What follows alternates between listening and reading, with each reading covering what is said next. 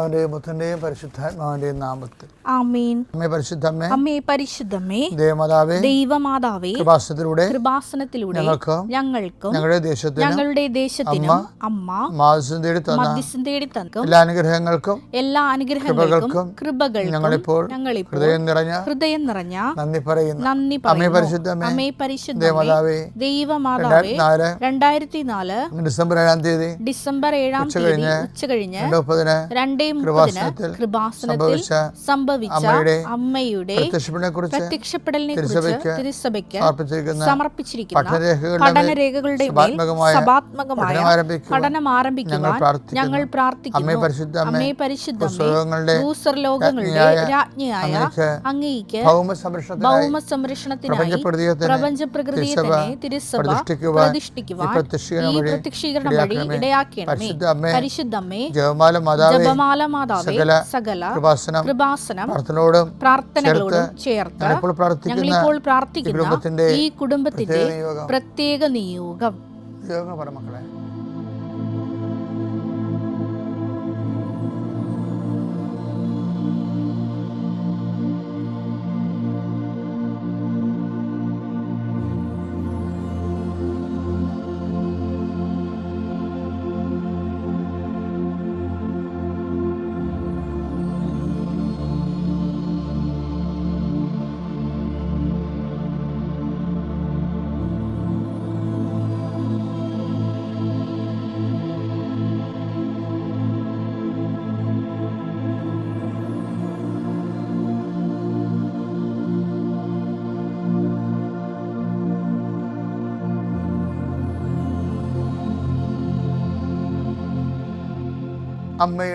അമ്മയുടെ പ്രത്യക്ഷീകരണത്തിന്റെ ഈ അനുഗ്രഹവേളയിൽ ഞങ്ങൾക്ക് സാധിച്ചു തരുവാൻ കനിയണമേ. വിശ്വാസ പ്രമാണം.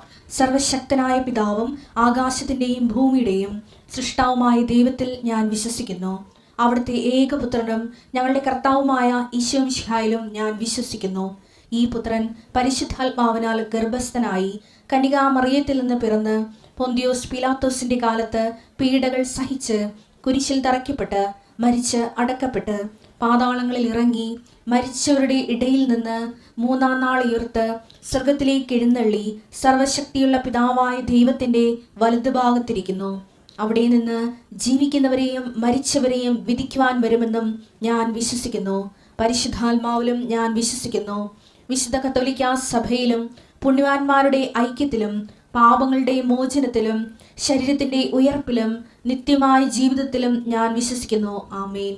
സുഖസ്ഥനായ ഞങ്ങളുടെ പിതാവേ, അങ്ങയുടെ നാമം പൂജിതമാകണമേ. അങ്ങയുടെ രാജ്യം വരണമേ. അങ്ങയുടെ തിരുമനസ് സ്വർഗത്തിലെ പോലെ ഭൂമിയിലും ആകണമേ. അന്നു വേണ്ടുന്ന ആഹാരം ഇന്ന് ഞങ്ങൾക്ക് തരണമേ. ഞങ്ങളോട് തെറ്റ് ചെയ്യുന്നവരോട് ഞങ്ങൾ ക്ഷമിക്കുന്നത് പോലെ ഞങ്ങളുടെ തെറ്റുകൾ ഞങ്ങളോടും ക്ഷമിക്കണമേ. ഞങ്ങളെ പ്രലോഭനത്തിൽ ഉൾപ്പെടുത്തരുതേ, തിന്മയിൽ ഞങ്ങൾ രക്ഷിക്കണമേ. ആമേൻ. നന്മ നിറഞ്ഞ മറിയമേ, സ്വസ്തി. കർത്താവ് അങ്ങയുടെ കൂടെ സ്ത്രീകളിൽ അങ്ങ് അനുഗ്രഹിക്കപ്പെട്ടവളാകുന്നു. അങ്ങയുടെ ഉദരത്തിൻ ഫലമായി ഈശോ അനുഗ്രഹിക്കപ്പെട്ടവനാകുന്നു. പരിശുദ്ധ മറിയമേ, തമ്പുരാന്റെ അമ്മേ, പാപികളായ ഞങ്ങൾക്ക് വേണ്ടി ഇപ്പോഴും ഞങ്ങളുടെ മരണസമയത്തും തമ്പുരാനോട് അപേക്ഷിക്കണമേ. ആമേൻ. എൻ്റെ കർത്താവിൻ്റെ ഉന്നതമായ നാമത്തിന് സ്തോത്രം ചെയ്യുന്നു. കർത്താവെ, നിന്റെ വിശുദ്ധ പൗരോഹിത്യത്തെ മഹത്വപ്പെടുത്തണമേ. കർത്താവെ, ഇന്നത്തെ മക്കളുടെ യാത്ര അവരുടെ വലത്തും ഇടത്തും വീട്ടിലും വഴിയിലും ജലത്തിലും കരയിലും മുകളിലും ഹൃദയത്തിലും കർത്താവിൻ്റെ സാന്നിധ്യവും സഹവാസവും സംരക്ഷണം ഉണ്ടാവട്ടെ. ഈശോയെ, രോഗികളെ സന്ദർശിക്കാൻ പോകുന്നവരുണ്ട്, പത്രം കൊടുക്കാൻ പോകുന്നവരുണ്ട്, മഴയത്ത് പോകുന്നവരുണ്ട്, വിശന്ന് പോകുന്നവരുണ്ട്. എല്ലാവരും നീ ഏറ്റെടുക്കണമേ എന്ന് പ്രാർത്ഥിക്കുന്നു. കർത്താവെ, ഈശോയെ, ജലജന്യ രോഗങ്ങളാൽ പീഡിപ്പിക്കപ്പെടുന്നവരുണ്ട്. ഈശോയെ, അങ്ങനെ പീഡിപ്പിച്ചിട്ട് വർക്ക് ചെയ്യുന്നവരുണ്ട്. ഈശോയെ, കർത്താവിന് വേണ്ടി ജോലി ചെയ്യുന്നവരുണ്ട്. കർത്താവിൽ ഭൂമിയിലെ വിശ്വാസം വർദ്ധിപ്പിക്കണമേ. കർത്താവെ, നീ എന്നും ആശങ്കപ്പെട്ടിരുന്ന ഒറ്റ ഒരു കാര്യം, മനുഷ്യപുത്രം വരുമ്പോൾ ഭൂമി വിശ്വാസം ഉണ്ടായിരിക്കുമെന്നാണ്. ഇപ്പോൾ നീ പറയുന്നു, പ്രാർത്ഥിക്കുമ്പോൾ ഭൂമിയെ വിശ്വാസം വർദ്ധിക്കാൻ വേണ്ടി പ്രാർത്ഥിക്കണം. കർത്താവെ, എല്ലാ രാജ്യങ്ങളിലും ഉള്ളവരെ വിശ്വാസത്തിലേക്ക് വരാൻ ഇടയാക്കണം പ്രാർത്ഥിക്കുന്നു. ഈശോയെ, വിശ്വാസം സ്വീകരിക്കാത്ത രാജ്യങ്ങളെ വിശ്വാസം സ്വീകരിക്കാൻ വേണ്ടി പ്രാർത്ഥിക്കുന്നു. മാസത്തെ 33 ഭാഷകളുള്ള പത്രങ്ങളുമായി ചുവന്നുണ്ടാകുന്ന കർത്താവിനെ വേല ചെയ്യുന്നവർ, അവരുടെ അനുഭവം പറയുന്നവരെ, ആ അനുഭവം പറഞ്ഞ് വിശ്വാസം കൈമാറുന്നവരെ ആശ്വസിപ്പിക്കണമേ, ശക്തിപ്പെടുത്തണമേ എന്ന് പ്രാർത്ഥിക്കും. കർത്താവെ, ഉടമ്പടി ചെയ്തിരിക്കുന്നവരെ പുതുക്കിയിട്ടും അവരുടെ ചില കാര്യങ്ങൾക്ക് നീക്കപ്പൊക്കില്ലാത്തവരെ ഇന്ന് അനുഗ്രഹിക്കണമെന്ന് പ്രാർത്ഥിക്കുന്നു. എക്സ്പോർട്ടുകാരെ അനുഗ്രഹിക്കണ കർത്താവേ, വസ്തുവകൾ സാധനങ്ങൾ കയറ്റി അയക്കുന്നവരെ അനുഗ്രഹിക്കണ കർത്താവേ, ഈ യുദ്ധം മൂലം കെടുതി മൂലം കർത്താവേ തകർന്ന ബിസിനസ്സിന് തകർന്ന മുകളിലുള്ളവർ തൊട്ട് താഴെയുള്ളവർ വരെ കർത്താവേ സാമ്പത്തികമായി വിഷമിക്കുന്നുണ്ട്. പൈസ എല്ലാം വിത്തുകളായിട്ടുണ്ട്. അതുകൊണ്ട് ഏറ്റവും അടിത്തട്ടിലുള്ളവർ കൂടുതൽ പട്ടിണിക്കാരായി മാറുന്നുണ്ട്, പരുവക്കേടായി തീരുന്നുണ്ട്. അവരെല്ലാം ആശ്വസിപ്പിക്കണമേ. എൻ്റെ കർത്താവെ, കുഞ്ഞുങ്ങളുടെ വിദ്യാഭ്യാസം നീ ഏറ്റെടുക്കണമേ.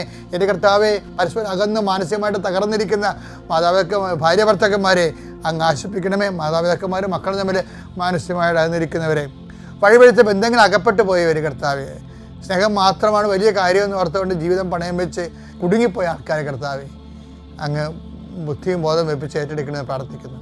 എൻ്റെ കർത്താവിൻ്റെ ഉന്നതമായ നാമത്തിൽ, സഭയുടെ അധികാരത്തിൽ, കുരിശിൻ്റെ അടയാളത്തിൽ എല്ലാ മക്കളും ഈശോനാമത്തിൽ ആശ്രയിക്കപ്പെടട്ടെ. ഇന്നത്തെ ദിവസം പരിശുദ്ധ അമ്മയുടെ പ്രത്യേകമായ നീല മേലങ്കിയ നിങ്ങൾ പൊതിയപ്പെടുകയും അമ്മയുടെ മഴവില്ലേ സാന്നിധ്യത്തിൻ്റെ അടയാളം നിങ്ങളുടെ ജീവിതത്തിൻ്റെ യാത്രയിൽ നിങ്ങളെ ചുഴന്നു നിൽക്കുകയും ചെയ്യട്ടെ. നിത്യപിതാമ്പുത്രനും പരിശുദ്ധാത്മാശ്വരം നയിക്കുക. ആമേൻ. ദൈവവചനം പല സമയത്ത് പല തരത്തിൽ ആവർത്തിക്കുന്നുണ്ട്. ഇപ്പം നമുക്കറിയാം, ഒരു പുഴ, ഏറ്റവും വലിയ പുഴകളുണ്ടാണ്, ചെറിയ പുഴയുണ്ട്. ഇപ്പോൾ നമ്മൾ മണിമല ആറിനെ പോലെ ചെറിയ പുഴകളുണ്ട്, ആമസോൺ പോലുള്ള വലിയ പുഴകളുണ്ട്, അല്ലേ? അപ്പം ശാഖകൾ കുറയുന്നതനുസരിച്ചും അതുപോലെ തന്നെ ശാഖകൾ കൂടുന്നതനുസരിച്ച് വെള്ളം കൂടും, അല്ലേ? വെള്ളം കൂടുന്നതനുസരിച്ചുകൊണ്ട് കടൽ എവിടെയാണ് അവിടം വരെ ഇത് ഒഴുകും. ഇപ്പം കായലിൽ വന്നിട്ട് പിന്നെ ഒഴുകണ കണ്ടിട്ടില്ലേ? അപ്പോൾ നമ്മുടെ വേമ്പനാട്ട് കായലൊക്കെ അങ്ങനെയാണ്, പമ്പാ നദിയൊക്കെ വന്ന് കായലിൽ വീണിരിക്കുകയാണ്. എന്നിട്ട് പിന്നെയും അത് ഒഴുകി പോണ കാണാം കടലിലോട്ട്, അല്ലേ? അരൂരൊക്കെ ചെല്ലുമ്പോൾ, കുമ്പളങ്ങിലൊക്കെ ചെല്ലുമ്പോൾ അത് പിന്നെയും ആ പുഴ, കായലല്ല ആ പുഴയാണ് ഒഴുകണം ശരിക്കും. പെരിയാറും അങ്ങനെ തന്നെയാണ് ശരിക്കും പറഞ്ഞത്. കായലിൽ വന്നിട്ട് പിന്നെ ഒഴുകിക്കൊണ്ടിരിക്കും. ഞാൻ കാനഡയിലൊക്കെ ചെന്നപ്പോൾ മലയിൽ നിന്ന് കായലിലേക്കും കായലിൽ നിന്ന് കടലിലേക്കും ഒക്കെ ഒഴുകുന്നുണ്ട്. എന്നുവെച്ചാൽ വെള്ളം കൂടുന്നതനുസരിച്ച് വെള്ളം അതിൻ്റെ ഒഴുക്ക് നിശ്ചയിക്കും. ഇതുപോലെ തന്നെയാണ് പല സ്ഥലങ്ങളിൽ ഒരുപോലെ പറഞ്ഞിട്ടുള്ള വചനങ്ങളുണ്ട്, ഒരേ അർത്ഥമായിരിക്കും. ലൂക്ക 6:38 നിങ്ങൾ അളക്കുന്ന അളവ് കൊണ്ട് തന്നെ നിങ്ങൾക്കും അളന്നു കിട്ടും. നിങ്ങൾ അളക്കുന്ന അളവ് കൊണ്ട് തന്നെ. അപ്പം ദൈവത്തിൻ്റെ ഒരു വെളിപാടാണത്.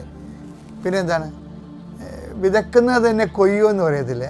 അത് ശരിക്കും പറഞ്ഞാൽ അത് സെയിമല്ലേ? അത് 2 കൊരിന്ത്യർ 9:6 സത്യം ഇതാണ്, അല്പം വിതയ്ക്കുന്നവൻ അല്പം മാത്രം കൊയ്യും, ധാരാളം വിതയ്ക്കുന്നവൻ ധാരാളം കൊയ്യും. ഇതാണ് വിഷയം. അതിനെ ഞാൻ പറഞ്ഞുകൊണ്ട് വരുന്നത്. ചെറിയ വചനവും വലിയ വചനവും എന്ന് പറയുന്നത് ദൈവം അത് ആ ഐഡിയ റിപ്പീറ്റ് ചെയ്യുന്നുണ്ട്. ഒരു ഐഡിയ റിപ്പീറ്റ് ചെയ്ത് കഴിഞ്ഞാൽ അതിൻ്റെ അർത്ഥം അത് വലിയ വചനമെന്ന് എൻ്റെ അർത്ഥം. അപ്പോൾ നമ്മളെന്ത് ചെയ്യും? കൂടുതൽ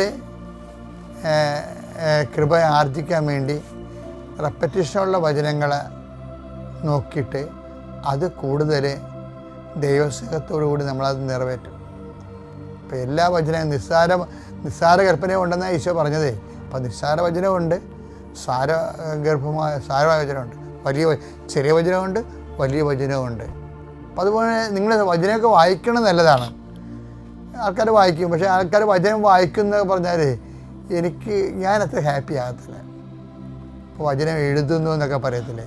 എൻ്റെ അടുത്തൊക്കെ ആൾക്കാർ വചനം എഴുതിയിട്ട് 2-3 ബൈബിളൊക്കെ കൊണ്ട് വന്നിട്ടുണ്ട്. ഇത് ഞാൻ എഴുതിയാണ് വെച്ചാൽ പറയും. അപ്പോൾ ചിലർ ഭയങ്കര സന്തോഷമാണോ ഇങ്ങനെ എഴുതിയാണെന്നൊക്കെ പറയും. ഞാനങ്ങനെ അത്രയും വലിയ പ്രാധാന്യം കൊടുക്കത്തില്ല.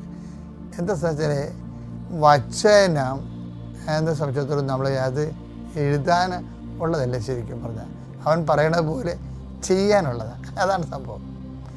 വചനം വായിക്കണം എന്താണ്? അതിൻ്റെ മാർഗമാണ് വചനം വായിക്കണം, ലക്ഷ്യമല്ല. വചനം ലക്ഷ്യം എന്താണ്? ഈ വായിക്കണ വചനം പോലെ ജീവിക്കണതാണ് ലക്ഷ്യം.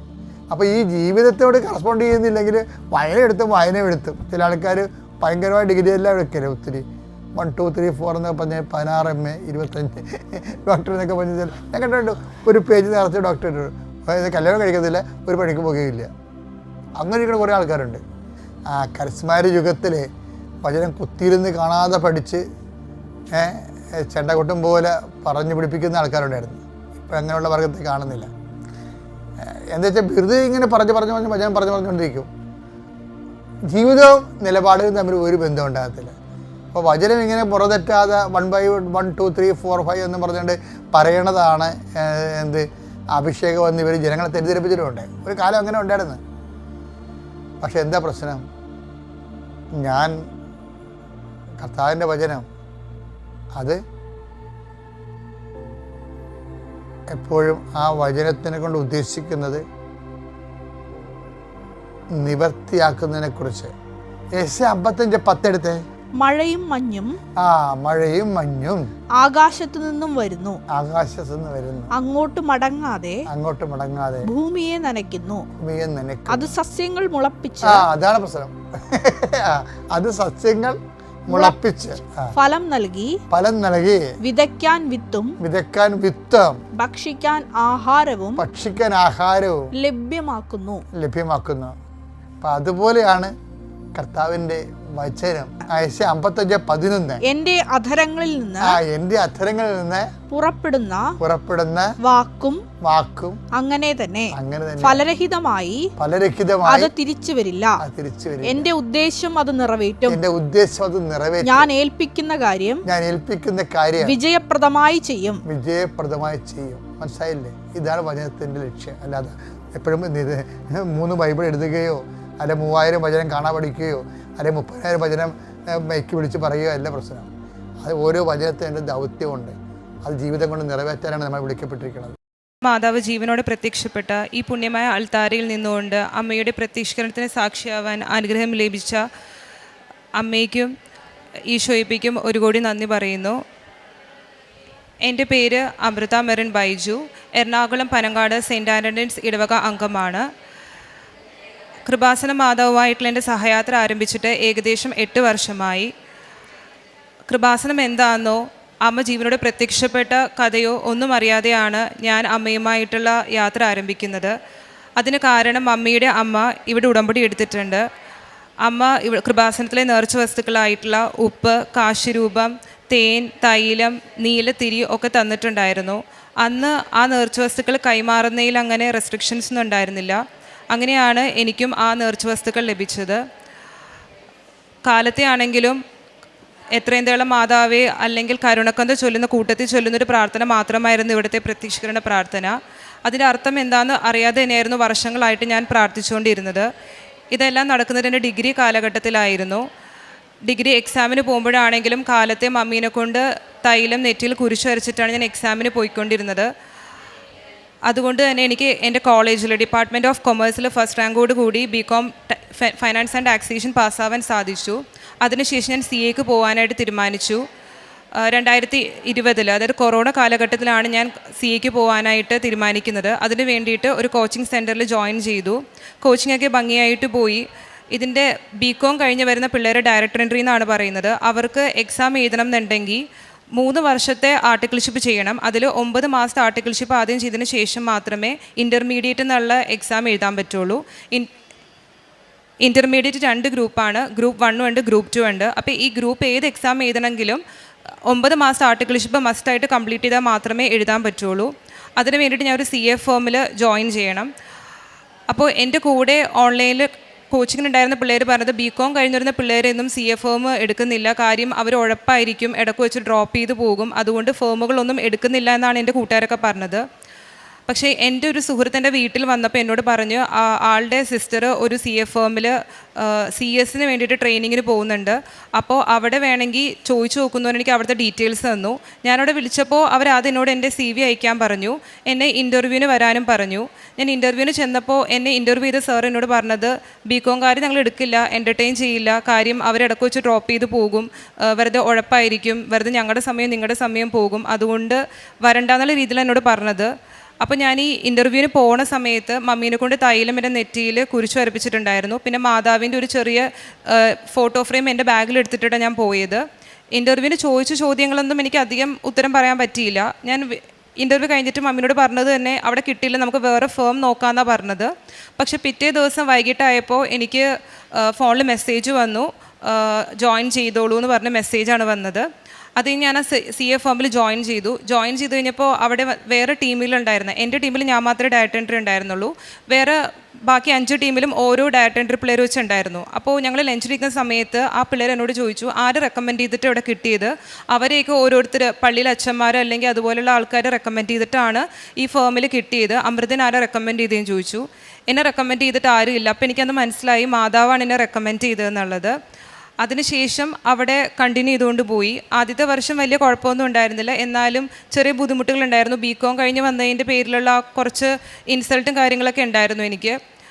അതിനുശേഷം ഞാൻ മെയ് 2022 എൻ്റെ ഗ്രൂപ്പ് 1 എക്സാമിന് പ്രിപ്പയർ ചെയ്തു. എക്സാം എഴുതുന്ന സമയത്ത് എനിക്ക് കോസ്റ്റിംഗ് എന്നുള്ള വിഷയം നല്ല പാടായിരുന്നു. പഠിക്കുന്ന സമയത്ത് പാടായിരുന്നു. റിവിഷൻ പ്രോപ്പറായിട്ടൊന്നും ഉണ്ടായിരുന്നില്ല. BComന് കോസ്റ്റിംഗ് പഠിച്ചൊരു ധൈര്യത്തിലാണ് ഞാൻ ഇരുന്നത്. പക്ഷേ ആ ലെവലിലൊന്നും അല്ല CA ഉള്ളത്. ബുക്ക് എടുത്ത് പഠിക്കാൻ പറ്റിയില്ല. ഞാൻ കരഞ്ഞുകൊണ്ട് മമ്മിയുടെ അടുത്ത് വന്നിട്ട് പറഞ്ഞു, മമ്മി പഠിക്കൽ പറ്റുമെന്ന് എനിക്ക് തോന്നുന്നില്ല, ഇത് കുറച്ച് പാട്, എനിക്കൊന്നും റീകളക്ട് ചെയ്തെടുക്കാൻ പറ്റുന്നില്ല എന്ന് പറഞ്ഞു. ഞാൻ ആ ബുക്ക് മാതാവിൻ്റെ മുമ്പിൽ 3 ദിവസം ആ ബുക്കോടെ ഞാൻ വെച്ചിട്ട് പോയി. പിന്നെ ഞാൻ പിറ്റേ ദിവസം 4ാമത്തെ ദിവസം അതിനെടുത്ത് പഠിക്കാൻ തുടങ്ങി. പഠിച്ചു, എക്സാം എഴുതി, പാടായിരുന്നു. അതുകൊണ്ട് തോക്കും എന്നുള്ള ഉറപ്പുള്ളതുകൊണ്ട് തന്നെ എനിക്ക് പിന്നെ CAക്ക് പഠിക്കാനായിട്ട് തോന്നിയില്ല. ഞാൻ ഡ്രോപ്പ് ചെയ്യാൻ തീരുമാനിച്ചു. ഒരു ജൂണൊക്കെ ആയപ്പോൾ ഞാൻ MComന് അപ്ലൈ ചെയ്തു. MComന് അഡ്മിഷൻ കിട്ടി. ഫീസും അടച്ച് ജോയിൻ ചെയ്യാനുള്ള പ്ലാനിലായിരുന്നു. ജൂലൈ ഒക്കെ ആയപ്പോൾ എൻ്റെ റിസൾട്ട് വന്നപ്പോൾ എനിക്ക് കോസ്റ്റിംഗ് എന്നുള്ള വിഷയത്തിന് 90 മാർക്കുണ്ട്. അപ്പോൾ എനിക്കെന്ന് മനസ്സിലായി 90 മാർക്ക് എന്നുള്ളത് 90 ദിവസം എന്നുള്ളതിൻ്റെ അർത്ഥമാണെന്നുള്ളത്. അപ്പോൾ ഈ റിസൾട്ട് വരുന്നതിന് 2-3 ഡേയ്സ് മുമ്പ് ഞാൻ ഇവിടെ വന്ന് ഉടമ്പടി എടുത്തായിരുന്നു. എൻ്റെ ചേച്ചി അതിനു മുമ്പ് ഉടമ്പടി എടുത്തിട്ടുണ്ട്. പക്ഷേ അന്ന് ഫാമിലിയിൽ നിന്ന് ഒരാൾക്ക് മാത്രം ഉടമ്പടി എടുക്കാൻ പറ്റുള്ളൂ എന്ന് പറഞ്ഞുകൊണ്ട് ഞങ്ങൾക്ക് ഉടമ്പടി എടുക്കാൻ പറ്റിയില്ല. 4 പേര് വന്നു. 24 നിയോഗങ്ങളായിട്ടാണ് ഇവിടെ വന്നത്. പക്ഷേ ഒരാൾക്ക് എടുക്കാൻ പറ്റുള്ളൂ എന്ന് പറഞ്ഞുകൊണ്ട് എൻ്റെ സിസ്റ്ററാണ് ആദ്യം ഉടമ്പടി എടുത്തത്. അതിനുശേഷം ജൂലൈയിൽ ഈ റിസൾട്ട് വരുന്നതിന് കുറച്ച് ദിവസം മുമ്പാണ് ഞാനായിട്ട് വന്ന് ഉടമ്പടി എടുക്കുന്നത്. റിസൾട്ട് വന്നു, എനിക്കതിന് നല്ല മാർക്ക് ഉണ്ടായിരുന്നു. അതിനുശേഷം ഓഫീസിൽ നല്ലപോലെ പ്രശ്നങ്ങളുണ്ടായിരുന്നു. വർക്കിൻ്റെ പ്രശ്നമല്ല, അല്ലാത്ത രീതിയിലുള്ള കുറച്ച് മിസ്അണ്ടർസ്റ്റാൻഡിങ്, അതിൻ്റെ പ്രശ്നങ്ങളൊക്കെ ആയിരുന്നു. അതിനുശേഷം ഗ്രൂപ്പ് 2 ഞാൻ മെയ് 2023 എഴുതി. അതിലും ഓഡിറ്റിങ്ങും അതുപോലെ EIS SM എന്ന് പറഞ്ഞ പേപ്പർ എനിക്ക് നല്ല പാടായിരുന്നു. ഓഡിറ്റിംഗ് എക്സാമിന് ഇരിക്കുമ്പോൾ ഞാൻ ആ ചാപ്റ്റർ പഠിച്ചിട്ടില്ല എന്ന് എനിക്ക് ഉറപ്പാണ്. ആ ചാപ്റ്ററിൽ നിന്നൊരു ചോദ്യം വന്നായിരുന്നു. ആ ചോദ്യത്തിൻ്റെ ഉത്തരത്തിൻ്റെ പേജ് എൻ്റെ മനസ്സിലോട്ട് തെളിഞ്ഞാൽ വന്നത്. ആ പേജ് ഏതാണെന്നുള്ളത് എനിക്ക് വ്യക്തമായിട്ട് എൻ്റെ മനസ്സിൽ തെളിഞ്ഞു വന്നു. ഞാൻ എക്സാം എഴുതി തിരിച്ചു വന്ന് വണ്ടിയിൽ കയറിയിട്ട് ആ ബുക്ക് എടുത്ത് നോക്കിയപ്പോൾ എൻ്റെ മനസ്സിൽ തെളിഞ്ഞു വന്ന ആ പേജസൊക്കെ തന്നെയാണ് ബുക്കിലുള്ളത്. സെയിം പേജ്, സെയിം സൈഡ്, എല്ലാം. എനിക്ക് കറക്റ്റ് ആൻസർ അവിടെ എഴുതാൻ പറ്റി. അതുപോലെ തന്നെ SM എന്നുള്ള പേപ്പർ എനിക്ക് നല്ല പാടായിരുന്നു. തോക്കും എന്ന് തന്നെയായിരുന്നു ഞാൻ വിചാരിച്ചത്. ഒരു പേപ്പറിന് പോയി കഴിഞ്ഞാൽ പിന്നെ ആ ഗ്രൂപ്പ് ഒന്നും കൂടി എഴുതേണ്ടി വരും. ബാക്കി 3 പേപ്പർ പാസ്സായിട്ടും കാര്യമില്ല. ഒരു പേപ്പർ പോയി കഴിഞ്ഞാൽ ബാക്കി എല്ലാം ഒന്നും കൂടി എഴുതേണ്ടി വരും. അങ്ങനെ അന്ന് SMൻ്റെ എക്സാം എനിക്ക് നല്ല പാടായിരുന്നു. വീട്ടിൽ വന്നിട്ട് ഞാൻ കരച്ചിലായിരുന്നു. ബൈബിളിലൊരു വാക്യം ഞാൻ എപ്പോഴും പറഞ്ഞു, എന്നെ വിളിക്കുക, ഞാൻ മറുപടി പറയും, എൻ്റെ ബുദ്ധിക്ക് അധീനമായ മഹത്വം, നിഗൂഢമായ കാര്യങ്ങൾ ഞാൻ വെളിപ്പെടുത്തും എന്ന് പറഞ്ഞിട്ട് ഞാൻ എക്സാം ഹാളിൽ നിന്നിട്ട് വിളിച്ചിട്ട് എന്താണ് എൻ്റെ വിളി കേൾക്കാഞ്ഞതെന്ന് ഞാൻ മാതാവിനോട് ചോദിച്ചു. അന്ന് രാത്രി മാതാവായിട്ട് നല്ല വഴക്കൊക്കെ ആയിരുന്നു. പിറ്റേ ദിവസത്തെ എക്സാമിനോട് നല്ല ഞാൻ പ്രിപ്പയർ ചെയ്ത് തുടങ്ങി. ആ എക്സാമിൻ്റെ റിസൾട്ട് വന്നപ്പോൾ ആ പേപ്പറിന് 52 മാർക്ക് ഉണ്ട്. ഞാൻ ജയിക്കാനായിട്ട് 40 മാർക്ക് വേണം, പക്ഷെ എനിക്ക് 52 മാർക്ക് ഉണ്ടായിരുന്നു. മാതാവിനെ അങ്ങനെ അനുഗ്രഹിച്ചു. അതിനുശേഷം ഈ 3 വർഷത്തെ CA ആർട്ടിക്കിൾഷിപ്പ് കംപ്ലീറ്റായി, മെയിൽ കംപ്ലീറ്റായി. അതിനുശേഷം SPOM എന്ന് പറഞ്ഞ 2 ഓൺലൈൻ മൊഡ്യൂൾ എഴുതിയതിന് ശേഷം മാത്രമേ നമുക്ക് CA ഫൈനൽ എഴുതാൻ പറ്റുള്ളായിരുന്നുള്ളൂ. ഇപ്പോൾ അതിൽ ചെറിയ മാറ്റങ്ങളൊക്കെ വരുത്തി. പക്ഷേ ഈ ഓൺലൈൻ മൊഡ്യൂൾ സ്ലോട്ട് കിട്ടുന്നുണ്ടായില്ല. അപ്പോൾ ഞാൻ മെയിൽ 30-ാം തീയതിയാണ് എൻ്റെ ആർട്ടിക്കിൾഷിപ്പ് കഴിയുന്നത്. എനിക്ക് ജൂൺ 12-ാം തീയതിയിലേക്ക് ഒരു ഓൺലൈൻ മൊഡ്യൂൾ എഴുതാനുള്ള സ്ലോട്ടും കിട്ടി. ജൂലൈ 2-ാം തീയതിയിലേക്ക് 2ാമത്തെ ഓൺലൈൻ മൊഡ്യൂൾ എഴുതാനുള്ള സ്ലോട്ടും കിട്ടി. എൻ്റെ മുമ്പ് ഞാൻ മെയിൽ ഇറങ്ങുമ്പോൾ ഫെബ്രുവരി മാസം ആർട്ടിക്കിൾഷിപ്പ് കഴിഞ്ഞിറങ്ങിയ പിള്ളേർക്ക് ജൂലൈയിലാണ് സ്ലോട്ട് കിട്ടിയത്. അപ്പോൾ അവരെന്നോട് ചോദിച്ചു, അമൃതയ്ക്ക് എങ്ങനെയാണ് ഇത്രയും നേരത്തെ സ്ലോട്ട് കിട്ടിയത് എക്സാം എഴുതാനെന്നുള്ളത്. അപ്പോൾ ഞാൻ പറഞ്ഞു, പ്രാർത്ഥിച്ചതിൻ്റെ ഫലമായിട്ടാണ് അങ്ങനെ കിട്ടിയത്. കാര്യം എനിക്ക് മുമ്പേ പോയവരാണ് അവരൊക്കെ. പക്ഷേ എനിക്കാണ് ജൂണിൽ എഴുതാനുള്ള സ്ലോട്ട് കിട്ടിയത്. കാര്യം എത്രയും നേരത്തെ നമ്മൾ ആ ഓൺലൈൻ മൊഡ്യൂൾ എഴുതുന്നു അത്രയും നേരത്തെ നമുക്ക് എക്സാമിന് വേണ്ടി പ്രിപ്പയർ ചെയ്ത് തുടങ്ങാൻ പറ്റും. കാര്യം ഞാൻ ഫൈനലിൽ ഗ്രൂപ്പ് 1-ൻ്റെ ക്ലാസ് ഒന്നും അറ്റൻഡ് ചെയ്തിട്ടുണ്ടായിരുന്നില്ല. അപ്പോൾ ആ എക്സാമൊക്കെ എഴുതിയിട്ട് വേണമായിരുന്നു അറ്റൻഡ് ചെയ്യാനായിട്ട്. അങ്ങനെ ആ എക്സാമിന് വേണ്ടി പോകാനായിട്ട് പ്രിപ്പറേഷനൊക്കെ ചെയ്തു. പക്ഷേ അന്ന് ബുധനാഴ്ചയായിരുന്നു. ബുധനാഴ്ച രാത്രി ആയപ്പോൾ എനിക്ക് ഭയങ്കര വയറുവേദന വന്നു. എന്താണെന്ന് എനിക്കറിയില്ല, ടെൻഷൻ്റെ ആണോ എന്തിൻ്റെ ആണെന്ന് എനിക്കറിയില്ല. എനിക്ക് വയറുവേദന, വയർ അപ്സെറ്റായി, വോമിറ്റിങ്. രാത്രി ഞാൻ ഒരുപോലെ കണ്ണടച്ചിട്ടില്ല. രാത്രി മമ്മി എനിക്ക് കൊണ്ടുവന്നിട്ട് എനിക്ക് വയറിനടുത്ത് ഭയങ്കര സിവിയർ ആയിട്ടുള്ള പെയിൻ ആയിരുന്നു. മമ്മി തൈലം കൊണ്ടുവന്ന് പുരട്ടി. കുറച്ച് കഴിഞ്ഞപ്പോൾ ആ വേദന എവിടെ പോയെന്ന് അറിയില്ല, അത് പോയി. പക്ഷേ എനിക്ക് സാധാരണഗതിയിൽ ഞാൻ അങ്ങനെ എന്തെങ്കിലുമൊക്കെ സംഭവിച്ചു കഴിഞ്ഞാൽ ഞാൻ മാതാവിനപ്പം തന്നെ മാതാവായിട്ട് വഴക്കിടും. കാര്യം മാതാവ് എന്തിനിപ്പം എന്നെ ഇങ്ങോട്ട് ചെയ്തത്, ഞാൻ പ്രാർത്ഥിച്ചതല്ലേ, പിന്നെ എന്തുകൊണ്ടാണ് ഇങ്ങനെ എന്നോട് ഇങ്ങനെ ചെയ്തതെന്നുള്ളത്. പക്ഷെ അന്ന് എനിക്ക് മാതാവിനോട് നന്ദിയാണ് പറയാൻ തോന്നി. ഞാൻ മാതാവിനോട് പറഞ്ഞത് അപ്പോൾ എക്സാമിന് എന്തായാലും മാതാവ് വരുമല്ലേ എന്ന് പറഞ്ഞിട്ടാണ് ഞാൻ എക്സാം ഹാളിൽ പോയത്. ഭക്ഷണമൊന്നും കഴിച്ചില്ല, കാര്യം കഴിക്കുന്ന ഫുഡ് ഫുൾ ഞാൻ വോമിറ്റ് ചെയ്യായിരുന്നു. അങ്ങനെ എക്സാം എഴുതി. അന്ന് തന്നെ റിസൾട്ട് കാണാൻ പറ്റും. എനിക്കതിന് 82 മാർക്ക് കിട്ടി ആ ഓൺലൈൻ മൊഡ്യൂൾ എഴുതിയതിന്. അതിനുശേഷം വന്ന് ടെസ്റ്റ് ചെയ്തപ്പോൾ ആ ടെസ്റ്റിലൊന്നും വലിയ കുഴപ്പമൊന്നുമില്ല. ആ ഒരു ദിവസം മാത്രമേ ആ അസുഖം ഉണ്ടായുള്ളൂ. ടെസ്റ്റ് ചെയ്തപ്പോൾ ആദ്യം ഇത് യൂറിനറി ഇൻഫെക്ഷൻ ആണെന്നാണ് കണ്ടത്. പക്ഷെ അതും ഇതും തമ്മിൽ വലിയ ബന്ധമൊന്നും ഉണ്ടായിരുന്നില്ല. പക്ഷെ പിന്നെ ആ അസ്വസ്ഥത പിന്നീട് വന്നിട്ടില്ല. അത് കഴിഞ്ഞിട്ട് രണ്ടാമത്തെ ഓൺലൈൻ മൊഡ്യൂൾ എഴുതി. അതും ഭംഗിയായിട്ട് തന്നെ പാസ്സായി. ഗ്രൂപ്പ് 1 എഴുതി, അത് ഡിസംബറിൽ പാസ്സായി. ഗ്രൂപ്പ് 2 എഴുതി. ഗ്രൂപ്പ് 2 എഴുതുന്ന സമയത്താണെങ്കിൽ തന്നെ ആദ്യത്തെ എക്സാം ഞാൻ മാതാവിനോട് പ്രാർത്ഥിച്ചത് എൻ്റെ വീടിൻ്റെ അടുത്ത് തന്നെ ഒരു എക്സാം സെൻറ്റർ കിട്ടണമെന്നാണ് പ്രാർത്ഥിച്ചത്. എൻ്റെ ബർത്ത്ഡേ മെയ്യിലാണ്. അപ്പോൾ ഞാൻ മാതാവിനോട് പ്രാർത്ഥിച്ചത് എക്സാമും മെയ്യിലാണ്, മാതാവിൻ്റെ മാസവും മെയ് തന്നെയാണ്. അപ്പോൾ ബർത്ത്ഡേ ഗിഫ്റ്റായിട്ട് എൻ്റെ എക്സാം നല്ലതാക്കി തന്നെയെന്നാണ് ഞാൻ പ്രാർത്ഥിച്ചത്. അതിൻ്റെ ഫലമായിട്ട് എനിക്ക് എക്സാം സെൻറ്റർ അടുത്തുള്ളൊരു എക്സാം സെൻറ്ററിനെ കിട്ടി. ഞാൻ ആഗ്രഹിച്ച എക്സാം സെൻറ്ററിന് എനിക്ക് കിട്ടി. പോകാനുള്ള ദൂരം അല്ലെങ്കിൽ മൂവാറ്റുപുഴയൊക്കെ വരുമ്പോൾ എക്സാം സെൻറ്റർ കിട്ടാറുണ്ട്. എൻ്റെ വീട് പനങ്ങാടാണ്. അപ്പോൾ അത്രയും ദൂരെ ട്രാവൽ ചെയ്ത് വരൽ നടക്കില്ല. കാര്യം ഓൾട്ടർനേറ്റീവ് ഡേയ്സിലാണ് എക്സാം. അപ്പോൾ അതിന് പഠിക്കാനൊക്കെ ഉള്ളതുകൊണ്ട് സമയം കുറേ പോകുന്നതുകൊണ്ട് അടുത്തൊരു എക്സാം സെൻറ്റർ കിട്ടാനാണ് ഞാൻ പ്രാർത്ഥിച്ചത്. എനിക്ക് അടുത്തൊരു എക്സാം സെൻറ്റർ കിട്ടി. ആദ്യത്തെ എക്സാം ഡയറക്റ്റ് ടാക്സ് ആയിരുന്നു. എനിക്ക് പൊതുവേ പേപ്പർ പാടായിരുന്നു. എനിക്ക് സമയത്തിനുള്ള പേപ്പർ എഴുതി തീർക്കാൻ പറ്റിയില്ല. കരയില്ല എന്ന് തീരുമാനിച്ചിട്ടാണ് ഞാൻ എക്സാം ഹാളിൽ നിന്ന് ഇറങ്ങിയെങ്കിലും രാത്രി ബൈബിൾ വായിച്ചപ്പോൾ എനിക്ക് ആകെ വിഷമവും. ഞാൻ ഇരുന്ന് കരഞ്ഞു. പിന്നെ നെക്സ്റ്റ് ഡേ സ്റ്റഡി ലീവാണ്. അത് കഴിഞ്ഞിട്ടാണ് പിന്നെ എക്സാം ഉള്ളത്. അപ്പോൾ ഞാൻ അതിനുവേണ്ടി പ്രിപ്പയർ ചെയ്ത് തുടങ്ങിയെങ്കിലും ഞാൻ വായിക്കേണ്ടത് തന്നെ ഞാൻ പിന്നെ വായിച്ചുകൊണ്ടിരിക്കുക. എനിക്ക് അടുത്ത ടോപ്പിക്കിലോട്ട് പോകാൻ പറ്റുന്നില്ല. എനിക്ക് ആകെ വിഷമമായി.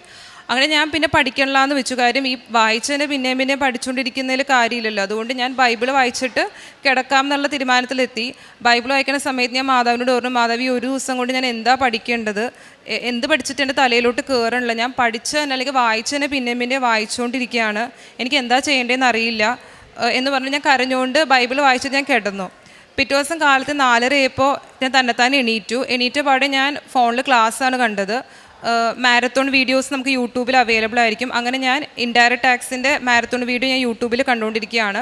4:30 ആയപ്പോൾ 5 മണിയായപ്പോൾ ഞാൻ കരുതി എന്നാൽ ഇനി ബ്രഷൊക്കെ ചെയ്തിട്ട് പ്രാർത്ഥിച്ചിട്ട് മര്യാദക്ക് പഠിക്കാനിരിക്കാം എന്നുള്ള രീതിയിൽ ഞാൻ ജസ്റ്റ് ഒന്ന് വാട്സപ്പ് ഓപ്പൺ ചെയ്തതാണ്.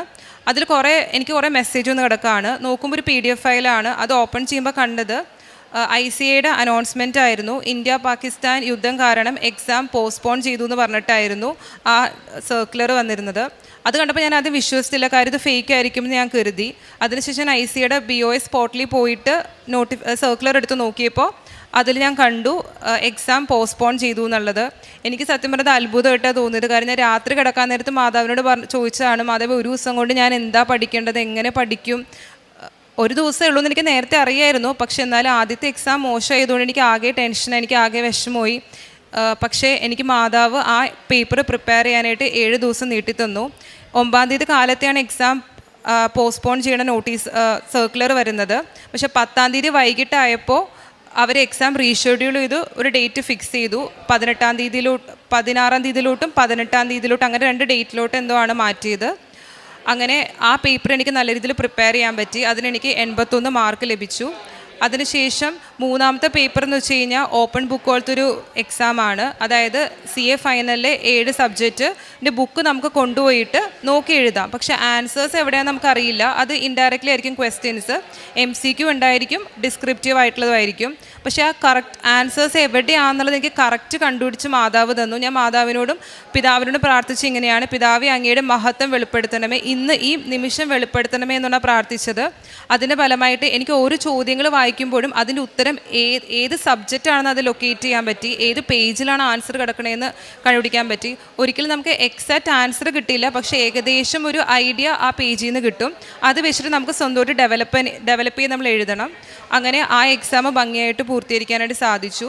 അങ്ങനെ ജൂലൈ 6-ാം തീയതി എൻ്റെ റിസൾട്ട് വന്നു. ഞാൻ ഒരു ക്വാളിഫൈഡ് ചാർട്ടേഡ് അക്കൗണ്ടൻ്റ് ആയി. പിന്നെ പ്രേക്ഷക പ്രവർത്തനമായിട്ട് ചെയ്തത് ഇവിടെ നിന്ന് കിട്ടുന്ന പത്രം ഞാൻ പള്ളികളിലും പിന്നെ ഇവിടുന്ന് പോകുന്ന വഴിക്ക് ആരെങ്കിലും കാണുകയാണെങ്കിൽ ബസ് സ്റ്റോപ്പിലൊക്കെ ആരെങ്കിലും കാണുകയാണെങ്കിൽ കൊടുക്കും. പിന്നെ ഞങ്ങൾക്ക് പള്ളിയുടെ അടുത്ത് തന്നെ അതിനൊരു പാലിയേറ്റീവ് കെയർ ഉണ്ട്. അവിടെ നമ്മൾ ഭക്ഷണ സാധനങ്ങൾ വാങ്ങിച്ചു കൊടുക്കുക മാത്രമല്ല ഞാനും എൻ്റെ അനിയത്തിയും കൂടി പോയി അവർക്കത് ഫുഡ് വാരി കൊടുത്തിട്ടുണ്ട്. പിന്നെ അല്ലാതെ രോഗികളായിട്ട് വരുന്നവർക്ക് കാശ് കൊടുത്ത് നമ്മൾ സഹായിച്ചിട്ടുണ്ട്. പിന്നെ അച്ഛൻ്റെ ഡെയിലി ബ്രെഡ് കാലത്തെ കൂടും. അച്ഛൻ്റെ ഡെയിലി ബ്രെഡിൻ്റെ കാര്യം പറയുകയാണെങ്കിൽ ഞാൻ രാത്രി മാതാവിനോട് എന്താണോ സംസാരിക്കുന്നത് ആ കാര്യം തന്നെയായിരിക്കും അച്ഛൻ കാലത്തെ ഡെയിലി ബ്രെഡിൽ പറയുന്നത്. അതുപോലെ തന്നെ ധ്യാനം കൂടുമ്പോഴാണെങ്കിലും അച്ഛൻ്റെ ധ്യാനം ചൊവ്വാഴ്ച കൂടി അടുത്ത ചൊവ്വാഴ്ച ആകുമ്പോൾ ഓൾമോസ്റ്റ് എൻ്റെ എനർജി ഡൗൺ ആയിട്ടുണ്ടാകും. അത് റീചാർജ് ചെയ്യാനായിട്ടാണ് ഞാൻ ധ്യാനം കൂടിക്കൊണ്ടിരുന്നത്. ആ ഒരു ആഴ്ച എന്നെ ഡിസ്റ്റർബ് ചെയ്തുകൊണ്ടിരുന്ന എല്ലാ പ്രോബ്ലത്തിൻ്റെ സൊല്യൂഷൻ അച്ഛൻ ആ ധ്യാനത്തിലൂടെ പറയുമായിരുന്നു. അച്ഛൻ്റെ ധ്യാനം കൂടും, അതിൻ്റെ ലിങ്ക് ഞാൻ വാട്സാപ്പിൽ ഷെയർ ചെയ്യും, ഡെയിലി ബ്രെഡിൻ്റെ ലിങ്ക് ഷെയർ ചെയ്യും, വചനങ്ങൾ ഷെയർ ചെയ്യും. ഇതൊക്കെ ഷെയർ ചെയ്യുന്നത് മറ്റുള്ളവർ കാണട്ടെ, എനിക്ക് അനുഗ്രഹങ്ങൾ കിട്ടിയത് മാതാവ് വഴിയാണെന്ന് അറിയാൻ വേണ്ടി തന്നെയാണ് ഞാനത് ഷെയർ ചെയ്യുന്നത്. കുറേ പേര് കളിയാക്കിയിട്ടുണ്ട്, ഈ ജനറേഷനിൽ ഇങ്ങനത്തെ ആൾക്കാരുണ്ടോ, ഓഫീസിലാണെങ്കിൽ ഞാൻ മാതാവാണ് മാർക്കുന്നതെന്ന് പറഞ്ഞു കഴിഞ്ഞതിന് എന്നോട് പറഞ്ഞത് ഞാൻ പിള്ളേരെ വഴിതെറ്റിക്കുന്നു എന്നാണ് പറഞ്ഞത്. എനിക്ക് പേഴ്സണലി മെസ്സേജ് കിട്ടിയിട്ടുണ്ട്. ചിലവർ എന്നോട് പോസിറ്റീവായിട്ട് പറയും ഈ വചനം നല്ലതാണ്, ഇന്ന് വചനം കണ്ടില്ലെങ്കിൽ എന്നോട് ചോദിക്കും എന്താ വചനം ഷെയർ ചെയ്യാൻ എന്നുള്ളത്. അങ്ങനെ എൻ്റെ പിന്നെ 30 മിനിറ്റ് ബൈബിള് വായിക്കും. പ്രഭാഷകൻ്റെ പുസ്തകം 1-ാം അധ്യായം 16-ാം തിരുവചനം. കർത്താവിനോടുള്ള ഭക്തി ജ്ഞാനത്തിൻ്റെ പൂർണ്ണതയാണ്. അവൾ തൻ്റെ സത്ഫലങ്ങൾ കൊണ്ട് മനുഷ്യരെ തൃപ്തരാക്കുന്നു. അവളുടെ ഭവനം അഭികാമ്യ വസ്തുക്കൾ കൊണ്ട് നിറയുന്നു, അവളുടെ കലവറ വിഭവങ്ങൾ കൊണ്ടും. ഉടമ്പടി ഒരു ബാറ്ററി റീചാർജിങ് ആണെന്ന് നമുക്കറിയാം. ഓരോ മക്കളും ഇവിടെ വന്ന് ഉടമ്പടി എടുക്കുമ്പോൾ, അത് ഉടമ്പടി പുതുക്കുമ്പോൾ എല്ലാം ഈശോ നമ്മിൽ നിറയുന്നതായി ഓരോ മക്കളും ഇവിടെ വന്ന് സാക്ഷ്യപ്പെടുത്തുന്നുണ്ട്. അമൃത വളരെ ചെറുപ്പത്തിൽ തന്നെ ഇവിടെ ഉടമ്പടി സ്റ്റാർട്ട് ചെയ്ത ആ കാലങ്ങളിൽ തന്നെ ഈ മകൾക്ക് വളരെ ചെറുപ്പത്തിൽ +2 പഠനത്തോടു കൂടി തന്നെ ഉടമ്പടി വസ്തുക്കൾ ഉപയോഗിക്കാനും പരിശുദ്ധ അമ്മയോട് കൂടുതൽ അടുക്കുവാനും പരിശുദ്ധ അമ്മയോടുകൂടെ കൂടെ നടക്കുവാനും ഇന്ന് അമ്മയെ കൂടെ ചേർക്കുവാനൊക്കെയുള്ള വലിയ കരുത്ത് ഈ മകൾക്ക് കിട്ടിയിട്ടുണ്ടെന്നാണ് ഈ സാക്ഷ്യത്തിൻ്റെ പ്രത്യേകത. നമ്മോട് പറയാറുണ്ട്, തുടക്കത്തിൽ ഈ മകൾ പറഞ്ഞതുപോലെ നേർച്ച വസ്തുക്കൾ കൈമാറരുത് എന്ന് ഉള്ളൊരറിവ് ഇപ്പോഴാണ് മകൾക്ക് കിട്ടിയിരിക്കുന്നത്. നമ്മൾ നേർച്ച വസ്തുക്കൾ ഒരിക്കലും കൈമാറരുതെന്ന് പറയുന്നത് അതിൻ്റെ ഇമ്പോർട്ടൻസ് നമുക്ക് മാത്രമേ അറിയൂ. ഇവിടെ വന്ന് ഉടമ്പടി എടുക്കുന്നവർക്കാണ് അതിൻ്റെ വിശേഷതയെക്കുറിച്ച് അതിൻ്റെ പ്രാധാന്യതയെക്കുറിച്ച് പറഞ്ഞു കൊടുക്കുന്നത്, മനസ്സിലാക്കിയിരിക്കുന്നതും ഉടമ്പടി എടുക്കുന്നവരാണ്. അതുകൊണ്ടാണ് ഈ നേർച്ച വസ്തുക്കൾ മറ്റുള്ളവർക്ക് കൈമാറരുത് എന്ന് പറയുന്നത്. പലരും ഇവിടെ വന്ന് പറയാറുണ്ട്, അശ്രദ്ധമായി തൈലം ഞങ്ങളുടെ ഇന്ന് നഷ്ടപ്പെട്ടു, അല്ലെങ്കിൽ കാശ് രൂപം നഷ്ടപ്പെട്ടു, ഞങ്ങൾക്കതൊന്ന് തരണോ. ഇത് കടയിൽ നിന്ന് വാങ്ങുന്നത് പോലെ നമ്മുടെ നേർച്ച വസ്തുക്കൾ ഇവിടെ നിന്ന് കിട്ടുകയില്ല. കാരണം അത് ഉടമ്പടി പുതുക്കുമ്പോൾ മാത്രമേ നമുക്ക് കിട്ടുകയുള്ളൂ. പിന്നെ നമ്മളിവിടെ എന്താവശ്യത്തിന് വരികയാണെങ്കിലും നമുക്ക് ഉടമ്പടി പത്രം ഇവിടെ കൊണ്ടുവരണം, സാക്ഷ്യം പറയാനും ഉടമ്പടി വസ്തുക്കൾ സ്റ്റോളിൽ നിന്ന് വാങ്ങാനായാലും ജോസഫ് അച്ഛനെ കാണാനായാലും എന്താവശ്യത്തിനും നമ്മളിവിടെ വരുമ്പോൾ നമ്മുടെ ഉടമ്പടി പത്രം നിർബന്ധമായും കൊണ്ടുവരേണ്ടതാണ്. ഈ നിയമങ്ങളെല്ലാം നമുക്കെല്ലാവർക്കും അറിയാമെങ്കിലും ചിലപ്പോൾ അതൊക്കെ മറന്നു പോകാറുണ്ട്. ഓക്കെ, നമ്മുടെ സാക്ഷ്യത്തിൻ്റെ പ്രത്യേകതകളിലേക്ക് നാം കടന്നു വരുമ്പോൾ ഈ അമൃതയുടെ സാക്ഷ്യത്തിന് വളരെ വിശേഷതയുള്ളത് കൊണ്ടാണ് അമൃതയ്ക്ക് ഈശോ എല്ലാ സ്കിൽ കൊടുത്തിട്ടുണ്ട്. അത് ഡെവലപ്പ് ചെയ്യാനുള്ള എല്ലാ സൗഭാഗ്യങ്ങളും കൊടുത്തിട്ടുണ്ട്. അതിലെല്ലാം പരിശുദ്ധ അമ്മയുടെ സഹായവും മധ്യസ്ഥവും അപേക്ഷിച്ച് ഈശോയിൽ നിന്ന് ഗ്രേസ് ചോദിച്ചു വാങ്ങുന്നു എന്നുള്ളതാണ് അമൃതയുടെ സാക്ഷ്യത്തിൻ്റെ പ്രത്യേകത. നമുക്ക് അനുഗ്രഹങ്ങൾ തീർച്ചയായിട്ടും നമ്മൾ ഉടമ്പടി എടുക്കുമ്പോൾ നമുക്ക് അനുഗ്രഹങ്ങൾ തീർച്ചയായിട്ടും ലഭിക്കും. ഇവിടെ വന്ന് പലരും സാക്ഷ്യം പറയാതെ പോകുന്നതിൻ്റെ ഒരു കാരണം അനുഗ്രഹങ്ങൾ ലഭിച്ചിട്ട് അവർ ഉടമ്പടി ഉഴപ്പുന്നത് കൊണ്ടാണെന്നറിയാം. കാരണം നമുക്ക് അനുഗ്രഹങ്ങൾ ലഭിക്കുന്നതല്ല നമ്മുടെ ഇമ്പോർട്ടൻസ്, നമ്മൾ ഉടമ്പടി ജീവിക്കുന്നതാണ്.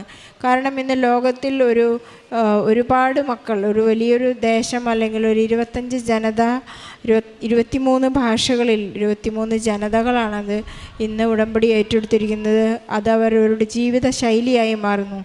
ഒരുപാട് മക്കളിൽ നാം ഡെയിലി ബ്രെഡ് തുറക്കുമ്പോൾ തന്നെ അടിക്കടിയായി വരുന്ന ലക്ഷക്കണക്കിന് മക്കളുടെ വ്യൂസ് നമുക്ക് കാണാൻ സാധിക്കും. എല്ലാവരും 5:30 എന്നൊരു സമയത്ത് മോർണിംഗ് ടൈമിൽ എല്ലാവരും അച്ഛനോട് ചേർന്ന്, ജോസഫ് അച്ഛനോട് ചേർന്ന്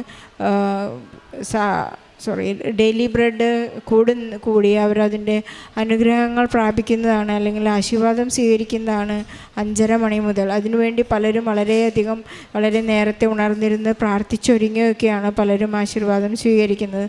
അതാണ് ഈ ഉടമ്പടിയുടെ പ്രത്യേകത എന്ന് പറയുന്നത്. നമുക്ക് വേണ്ടി മാത്രം മോശ പാടുന്നത് പോലെ ഇത്രയും വലിയൊരു ജനതയുണ്ടോ, ഇത്ര നല്ലൊരു ദൈവം വേറെയുണ്ടോ എന്നത് നമുക്ക് മാത്രമേ കിട്ടിയിട്ടുള്ളൂ. ഉടമ്പടി എടുത്ത് പ്രാർത്ഥിക്കുന്നവരുടെ ഒരു വലിയ സൗഭാഗ്യമാണ്. അമൃതയ്ക്ക് എപ്പോഴും തൻ്റെ എല്ലാ എക്സാം ടൈമിലും പരിശുദ്ധ അമ്മ കൃത്യമായി കാണിച്ചു കൊടുക്കുകയായിരുന്നു. ഈ മകൾ BCom എഴുതി കഴിഞ്ഞപ്പോൾ എല്ലാവരും ചോദിച്ചു, BCom ഫേമുകാർക്ക് ഒരിക്കലും ഇൻറ്റേൺഷിപ്പ് കൊടുക്കുകയില്ല. CA ഫേം കൊടുക്കാത്തൊരവസ്ഥയിൽ എല്ലാവരും ചോദിച്ചു, മോൾക്ക് ആരെങ്കിലും റെക്കമെൻഡ് ചെയ്തോ, അല്ലെങ്കിൽ ആരെങ്കിലും ഇൻഫ്ലുവൻസ് കൊണ്ടാണോ വന്നതെന്നൊക്കെ കളിയാക്കി ചോദിച്ചെങ്കിലും അമൃതയ്ക്ക് വളരെ ധൈര്യത്തോടുകൂടി പറയാൻ പറ്റി, എന്നെ റെക്കമെൻഡ് ചെയ്ത മാതാവാണെന്ന് വളരെ ധൈര്യത്തോടുകൂടി പറയാൻ സാധിച്ചത് അത്രയും വലിയൊരു കൃപയുള്ളത് കൊണ്ടാണ്. നമുക്ക് കൃപ ലഭിക്കാൻ അച്ഛനെപ്പോഴും പറയുന്നത് നമ്മുടെ അനുഗ്രഹങ്ങൾ എപ്പോഴും കൃപയാക്കി മാറ്റാനാണ്, കൃപ ലഭിക്കാനുള്ള വരത്തിനായിട്ടാണ് നാം പ്രാർത്ഥിക്കേണ്ടതെന്ന്. ഓരോ പരീക്ഷകളിലും ഈ മകളിങ്ങനെ ചോദിച്ചു വാങ്ങുകയായിരുന്നു. ഗ്രൂപ്പ് 1 എക്സാമിൻ്റെ സമയത്ത് താൻ തോറ്റുപോകും എന്നുള്ളൊരു വലിയൊരവസ്ഥയിൽ ഈ മകൾ പ്രാർത്ഥിച്ചപ്പോൾ 90 മാർക്ക് ആ പരീക്ഷയുടെ കൃത്യം പേജ് നമ്പർ പോലും പരിശുദ്ധമ്മ കാണിച്ചു കൊടുത്ത്, ഒരു ജസ്റ്റ് റഫ് ലുക്ക് മാത്രമുണ്ടായിരുന്ന ആ ഒരു പേജിനെ, ഒട്ടും പ്രിപ്പയർഡല്ലായി തരുന്ന ആ പേപ്പറിനെ ആ പേജ് നമ്പർ ഓർമ്മിച്ചു കൊടുത്ത് വളരെ കൃത്യമായൊരു സ്കാൻഡ് പേപ്പർ പോലെയാണ് മകൾ പരീക്ഷ എഴുതിയെന്ന് പറയുന്നു.